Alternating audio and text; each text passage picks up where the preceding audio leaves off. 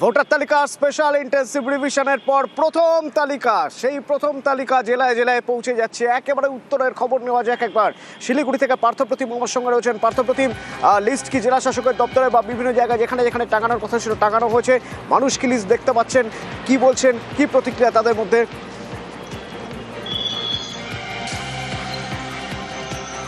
একেবারে দেখো, একদিকে যেমন দার্জিলিং জেলা শাসকের দপ্তর অর্থাৎ দার্জিলিং পাহাড় থেকে কিন্তু এই ডিস্ট্রিবিউশন শুরু হয়েছে যে ভোটার তালিকা এসআইআর এর পরে প্রথম পূর্ণাঙ্গ ভোটার তালিকা আজ প্রকাশ হচ্ছে এবং স্বাভাবিকভাবে দার্জিলিং জেলা শাসকের দপ্তর থেকে চলে এসেছে শিলিগুড়ি মহকুমা শাসকের দপ্তর, যেখানে আমি দাঁড়িয়ে আছি। এখানে কিন্তু এই শিলিগুড়ি সাব ডিভিশনের অর্থাৎ শিলিগুড়ি পুরসভা তো বটে, বাকি যে আরও 3টি ব্লক রয়েছে, 4টি ব্লকের বিভিন্ন বুথের এবং পার্ট ওয়াইজ বিএলওদের হাতে কিন্তু এই মহকুমা শাসকের দপ্তর থেকে এই তালিকা তুলে দেওয়া হচ্ছে।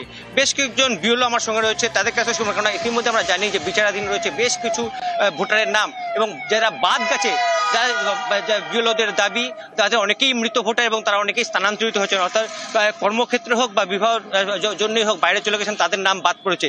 আর কার কার নাম বাদ পড়েছে এখনো পর্যন্ত আপনার বুথে পার্টি নাম বাদ? হ্যাঁ, আমার 4 জনের পড়েছে আর 11 জন আছে আন্ডার অ্যাডজুডিকেশনে। যে 4 জনের নাম বাদ পড়েছে ওরা কি জেনুইন? জেনুইন না, ওদের হিয়ারিং হয়েছিল, তখন ওরা ডকুমেন্ট ভালোভাবে প্রডিউস করতে পারেনি। তাছাড়া পরে আমরা ওদের কাছ থেকে ডকুমেন্ট কালেক্ট করে ওয়ে করেছিলাম, কিন্তু আবার এখন জজরা দেখলেন, তারপরে হয়তো ওদের ওয়ে হয়ে গেছে। আপনার বুথে? আমি পার্ট 54-এর বিএলও, নাম হলো আমার মোহাম্মদ আনোয়ার। আমার পার্টির টোটাল ভোটার ছিল প্রথম শুরুতে এসআইআর শুরু হওয়ার আগে যে ছিল 1040। তারপরে যে ড্রাফট লিস্ট বেরোলো, ড্রাফট লিস্টে বের হয়ে ওইটা হলো 852। এখন যে লিস্টটা বের হয়েছে ওইখানে ডিলিটেড হয়েছে আমার 13টা, যার নামটা বাদ পড়ে গেছে। আরও 12টা আছে এইরকম নাম যাদের মানে এখন বিচারাধীন আছে। এখন 13 জন বাদ পড়েছে, তারা কি জেনুইন? না, সেটা জেনুইন কি না সেটা তো আমি বলতে পারবো না, কারণ কি মানে জীবিত আছেন? না না, তারা জীবিত আছেন নিশ্চয়ই, তারা হেরিংয়েও এসেছিলেন। হয়তো ইলেকশন কমিশন নির্ধারিত যা ডকুমেন্টসগুলো বলা হয়েছিল দিতে, ওনারা হয়তো ওটা দিতে পারেনি ভালো ঠিকঠাক করে। হয়তো এই মানে আমাদের উপরে যারা আছে এই আরও বা ওনারা দেখেছেন মাইক্রো অবজারভার, ওনারা এই ডিসিশনটা নিয়েছেন, ওই নামগুলোকে বাদ দিয়েছেন। মোটের উপর এই যে প্রথমে খসড়া তালিকা, পূর্ণাঙ্গ তালিকা, এটাকে খসড়া তালিকার পরেও আপনাদের কাছে তো প্রশ্ন এসেছিল ভোটারদের, আজকের পরে মানে কতটা ফাইনাল লিস্টের পরে কতটা? এখন দেখেন, আমরা তো মোবাইলটা সুইচ অফ করে রাখতে হবে, কেন কি যা লোকের এখন আমার 1182 জন লোক আছে, তো ওরা তো মনে ধরে নেন 1182 জনই আমাকে ফোন করবে, আমি তো পাগল হবো। এটা একটা সম্ভাবনা তো আছে, কেন কি তাও কিছু একটা সোশ্যাল মিডিয়ার যুগ আছে, লোকরা অনলাইন দেখতেছে, অনলাইন দেখার পরে যদি ওদের কোনো ডিসপিউট থাকে, কিছু থাকে, যদি নাম না থাকে, তাহলে আমাকে ফোন তো করবেই। এটা তো একটা অসুবিধা। পার্টে বা বুথে কতজনের নাম বাদ পড়েছে? আমার পার্টে 10 জনের নাম এখন বাদ গেছে। জেনুইন এখন ওইটা তো আমি বলতে পারবো না, ওনাদের হিয়ারিং হয়েছে।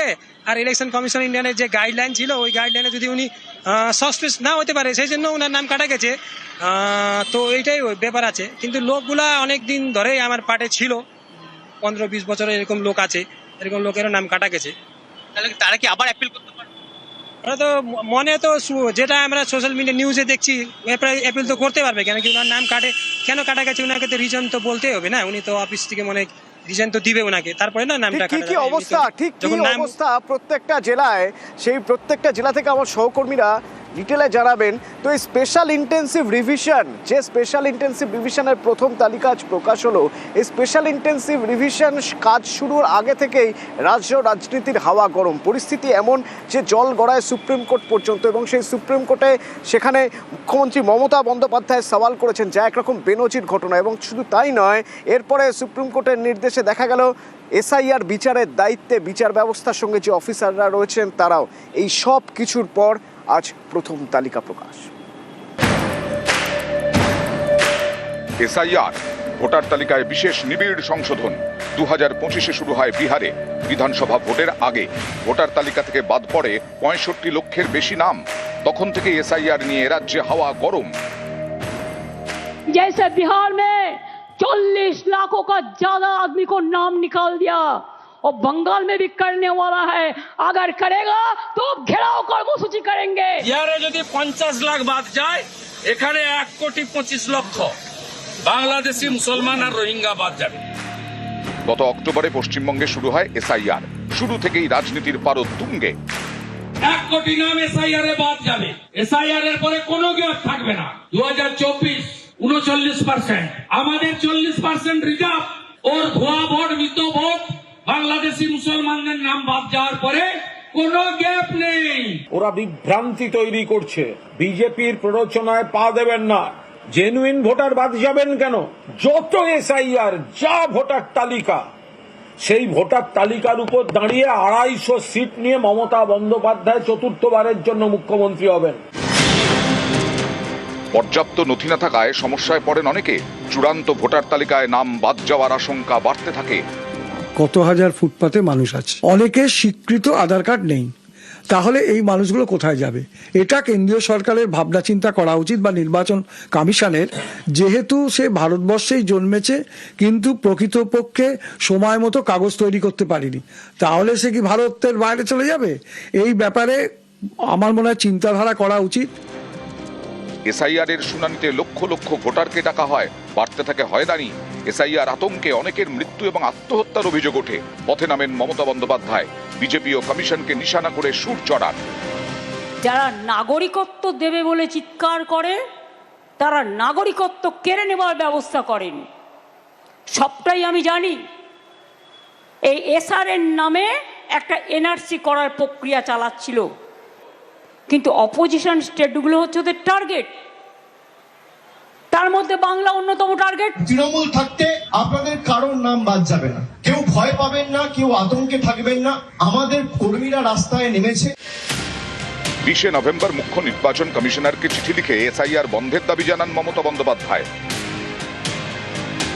এরপর দিনই সুর চড়ান অমিত শাহ। दुर्भाग्य की बात है, कुछ राजनीतिक दल एक घुसपैठिया हटाओ का जो अभियान है, इसको निर्बल करने में लगे। चुनाव आयोग द्वारा जो एसआईआर की प्रक्रिया चल रही है, इसका खिलाफत कर रहे हैं। इस देश में से एक एक घुसपैठिए को चुन चुन कर बाहर निकालेंगे। রাজ্য রাজনীতির হাওয়া গরম। দিল্লি যাওয়ার হুঙ্কার দেন মমতা। আমাদের next destination is election commission. খেলা করতে হবে, লড়াই করতে হবে। শুধু হুঙ্কার নয়, ফেব্রুয়ারির শুরুতেই দিল্লিতে রণংদেহী মেজাজে দেখা যায় তৃণমূল নেত্রীকে। এসআইআর এর জন্য হয়রানির শিকার এমন বেশ কিছু পরিবারের সদস্যকে নিয়ে পৌঁছে যান রাজধানীতে। মুখ্য নির্বাচন কমিশনার জ্ঞানেশ কুমারের সঙ্গে সাক্ষাৎ করেন। দিল্লিতে নির্বাচন কমিশনের অফিসের সামনে দাঁড়িয়ে সুর চড়ান। हमारा भी जनता हमारे साथ में है, हम मैदान में लड़के लेंगे। आप क्यों 8100 माइक्रो ऑब्जर्वर ओनली बंगाल में किया? बंगाल को टारगेट करने के लिए वो बीजेपी उसका पक्ष में है। जो मर्जी बीजेपी कहेगा उसको वो करेगा। तो हमारा भी जनता हमारे साथ में है। এখানেই থেমে থাকেনি এসআইআর এর লড়াই। সুপ্রিম কোর্টে মামলা করেন মমতা বন্দ্যোপাধ্যায়। নিজে সওয়ালও করেন। শীর্ষ আদালতে মুখ্যমন্ত্রীর এভাবে সওয়াল করা এক বেনজির ঘটনা। This court gave order that Aadhaar card will be one of the proof documents, but they said no. Said in other state, said the domicile certificate is allowed. Only they targeted Bengal on the eve of election. Only they have appointed 8,300 micro observer and the role observer from the BJP ruled state, so that micro observer can delete all the names sitting inside the election commission office through AI. মমতার সওয়ালের পরেই 7 ফেব্রুয়ারি নির্বাচন commission জানিয়ে দেয়, পশ্চিমবঙ্গে SIR এর নথি হিসেবে গ্রহণ করা হবে ডমিসাইল সার্টিফিকেট। এরপর 20 ফেব্রুয়ারি সুপ্রিম কোর্টের বেনজির নির্দেশ। আবারও মমতার সওয়ালে মান্যতা। শীর্ষ আদালত নির্দেশ দেয়, বাংলার এসআইআর এর বিচার করবে বিচার বিভাগ। জুডিশিয়াল অফিসারদের সিদ্ধান্তই হবে চূড়ান্ত। সুপ্রিম কোর্টের এই নির্দেশ সাংবিধানিকভাবে নয়া দৃষ্টান্ত তৈরি করেছে। ভারতবর্ষের ইলেকটরাল রিফর্মসের আজকে ইতিহাস তৈরি হলো। এই যে চিফ ইলেকশন কমিশনার ভাবতো তিনিই সব, তিনি ছাড়া কিছু হবে না, আজকে তা শেষ। আজকে সুপ্রিম কোর্ট বলল যা অবজেকশন আছে, যে chief justice of Calcutta high court তিনি জুডিশিয়াল অফিসার্স অ্যাপয়েন্ট করবেন। সুপ্রিম কোর্টের নির্দেশ মতো নথি খতিয়ে দেখছেন বিচারকরা। এরই মাঝে ভোটার তালিকা প্রকাশ, এসআইআর এর পরে প্রথম ভোটার লিস্ট শনিবার। নিউজ 18 বাংলা।